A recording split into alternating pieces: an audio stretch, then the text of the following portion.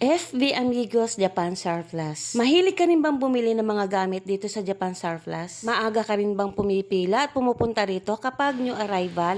Alam nyo bang isa ako sa mga suki ng Japan Surplus? Ako yung taong hindi magsasawang magpabalik-balik sa lugar na ito. Alam nyo bang kapag new arrival ay napakaraming tao ang pumipila at namimili sa lugar na ito? At alam nyo ba kung bakit? Habang naghahalikwat kasi ako at namimili, meron din tayong mga nakakatabi na nakakakwentuhan. Halos malimit din daw sila rito kapag new arrival. Sa unang bukas daw kasi marami kang makikitang mga branded. At ito yung kanilang tinatyagang hanapin, lalo na yung mga mahihilig magnegosyo ng mga damit, bag, sapatos at iba pa. At yung mga iba naman ng mga nakakakwentuhan natin, maaga raw sila kapag new arrival para makapamili ng madami at magaganda para ibenta sa mga pwesto nila. At yung iba naman ay nagbebenta sa pamamagitan ng online. O diba, laking bagay ng Japan Surplus sa mga taong naghahanap buhay. Sumasahod na maganda ang mga tauhan at kumikita yung mga namimili. Meron din silang Amigos Finest dito lang sa tabi. Pinayagan nila akong makita kung ano yung nasa loob nito. Nasa labas ka pa nga lang, mapapawaw ka na. Lahat ng gamit dito, halos galing sa ibang bansa. Lahat yan. Kumbaga yung branch niya, ito Amigos Japan Surplus Lumil, pasong lang. Bago po yun mag-open, sinasort po muna yun. Guys, dito sa Amigos Finest, malamig ang pwesto, maaliwalas, at may engganyo kang mamili, dahil legit na original at branded, andito ay iyong makikita.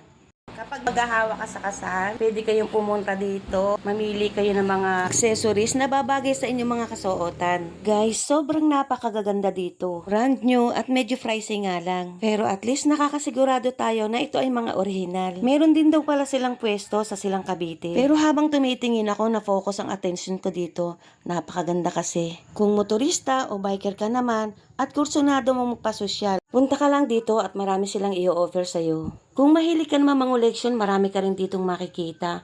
Ayan o, tingnan nyo naman at napakaganda nila. Kung pulidong mga gamit naman ng kursunada mo, halimbawa ay mga istante o aparador, nako, tingnan nyo naman at napakagaganda. Kung mga magagandang figure naman ang hanap mo, meron din sila dito. Yung mga pan-display sa bahay na pangmayaman ang peg, ay talaga naman, hahanga ka talaga. Halos lahat ng mga items na gusto mong mabili at makita, madami talaga dito sa Amigos Finest. At ang kagandahan, maingat sila sa kanilang mga gamit. Kung mga bag naman na ala heart evangelista ang iyong kursunada, marami ka rin mapagpipilian dito. At kapag itong iyong gamit at dala-dala, naku, sigurado mapapagkamalang kang mayaman, kahit hindi naman no. Pinasadahan ko na nga rin dito ng mga video para na sa ganun makita nyo na rin. At kapag narito ka sa loob, parang ayaw mo nang umalis. Feeling ko kasi para akong mayaman. Palibot kasi ako ng mga magagandang gamit na mga pangsosyal. Ang ganda rin dito oh. Tapos itong mga estante at aparador, wow! Tas nagulat naman ako bigla dito. Dito sa Amigos Finest, meron din silang second floor at narito ang kanilang ukayan. Akalain mo yun guys, meron ka rin mabibiling ukayan dito sa second floor ng Amigos Finest. Branded din yung halos inyong mabibili. O hayan guys, alam nyo na ha, kung magagandang gamit pambahay, pangkusina, pangsosyal at iba pa, punta lang kayo dito sa FB Amigos Japan Surplus. Number 307 Purok 3, Pasong Langka, Silang Cavite. Bye-bye!